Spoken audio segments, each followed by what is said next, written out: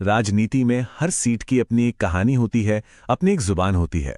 आज हम राजस्थान के सरदार शहर की इसी कहानी को, इसके आंकड़ों और जमीनी हकीकतों को समझने की कोशिश करेंगे। तो आज हम क्या क्या देखने वाले हैं। हम शुरुआत करेंगे जमीन की आवाज से, फिर समझेंगे कि जनता का फैसला क्या कहता है, वहां के राजनीतिक माहौल को परखेंगे, लोगों की उम्मीदों और शिकायतों को सुनेंगे, और फिर देखेंगे कि सेवा के लिए एक ठोस रणनीति क्या हो सकती है और आगे का रास्ता कैसा दिखता है। देखिए, किसी भी जगह की सियासत को समझने के लिए ना, पहले उसकी मिट्टी और उसके लोगों के मिजाज को समझना बेहद जरूरी होता है। तो चलिए सरदार शहर के माहौल से ही शुरू करते हैं। ये एक जनरल सीट है, अनारक्षित। ये राजस्थान के उस हिस्से में है जहां की सबसे बड़ी चुनौती है पानी। यहां की सूखी धरती, पानी का लंबा इंतजार, यही तो यहां की असल कहानी बयां करती है। अब जरा यहां के चुनावी गणित को देखिए। लगभग 3 लाख वोटर्स हैं। इनमें 3 बड़े समुदाय हैं, ब्राह्मण, जाट और अनुसूचित जाति। और हर किसी के पास करीब 50,000 वोट हैं। और मुद्दे मुद्दे वही हैं जो लोगों की रोज की जिंदगी से टकराते हैं: पानी, खेती और नौजवानों के लिए रोजगार। अच्छा, जमीनी हकीकत तो हमने समझ ली। अब चलते हैं आंकड़ों की तरफ। देखते हैं कि ये नंबर हमें क्या कहानी सुनाते हैं कि यहाँ के लोग असल में वोट करते कैसे हैं। साल 2023 में यहां 77% से भी ज्यादा वोटिंग हुई। ये सिर्फ एक नंबर नहीं है, ये इस बात का सबूत है कि यहां के लोग अपने हक और अपने मुद्दों को लेकर कितने जागरूक हैं। वो चुपचाप बैठने वालों में से नहीं हैं। और ये देखिए 2018 का नतीजा। जीत का अंतर था महज 16,816 वोटों का। ये साफ साफ दिखाता है कि सरदार शहर में लड़ाई कितनी कांटे की होती है। यहाँ एक एक वोट की क्या कीमत है।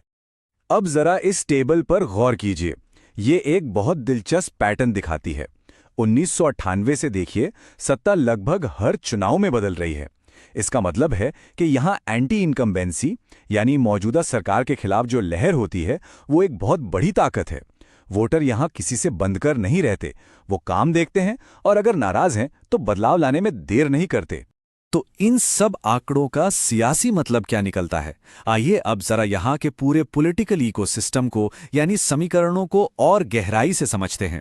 अगर कांग्रेस की ताकत की बात करें तो वो एक पुराने बरगद के पेड़ की तरह है, जिसकी जड़ें बहुत गहरी हैं।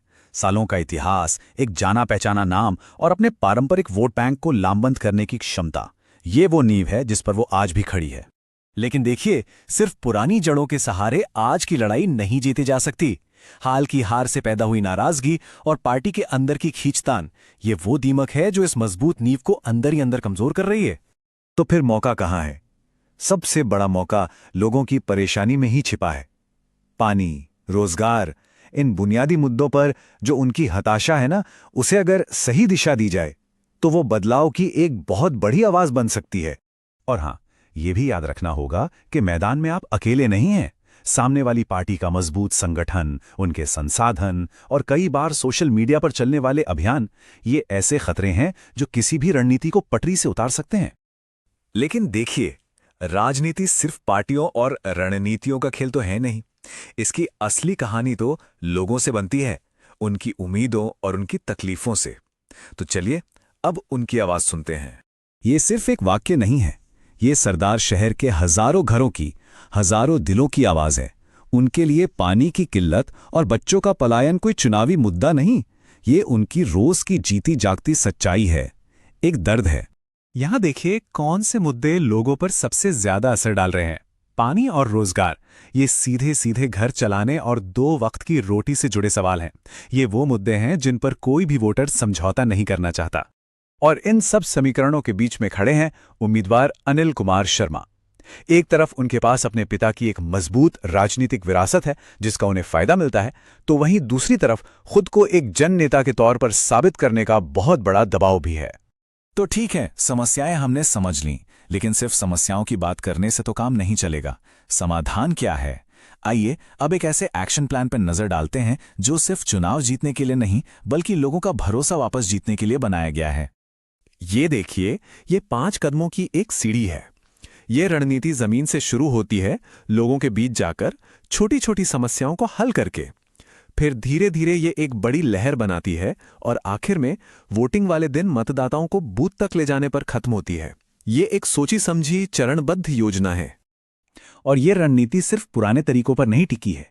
इसमें व्हाट्सएप और इंस्टाग्राम जैसे आज के ज़माने के टूल्स का भी इस्तेमाल है, युवाओं तक पहुंचने के लिए, लोगों से सीधा संवाद करने के लिए। और हाँ, जब आप इस तरह लोगों से डिजिटल रूप में जुड़ते हैं तो उनकी निजी जानकारी की सुरक्षा और सहमति का ध्यान रखना भी बेहद जरूरी है, जैसा कि हमारे देश का डेटा प्रोटेक्शन कानून भी कहता है। तो ये सब विश्लेषण हमें कहाँ ले जाता है? आखिर में सरदार शहर के राजनीतिक खिलाड़ियों के सामने सबसे बड़ा और सबसे अहम सवाल क्या है? सबसे बड़ी चुनौती है कहानी को बदलना, उस सोच को बदलना कि हर 5 साल में सरकार बदलनी ही है। और ये बदलाव सिर्फ बातों से नहीं, बल्कि जमीन पर काम करके, लोगों की सेवा करके ही लाया जा सकता है। उन्हें ये विश्वास दिलाना होगा कि स्थिरता ही तरक्की का रास्ता है। तो हम आपको इसी एक सवाल के साथ छोड़कर जा रहे हैं। एक ऐसी जगह पे जहां वोटर बदलाव पसंद करते हैं, क्या वहां कोई राजनीतिक विरासत भविष्य की मजबूत नींव बन सकती है, या फिर वो अतीत का एक बोझ बनकर रह जाती है? इसका जवाब तो सरदार शहर की जनता और आने वाला वक्त ही देगा।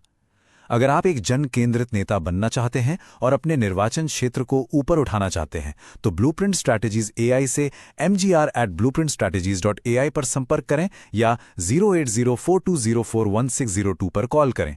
राजनीति से परे एक उद्देश्य।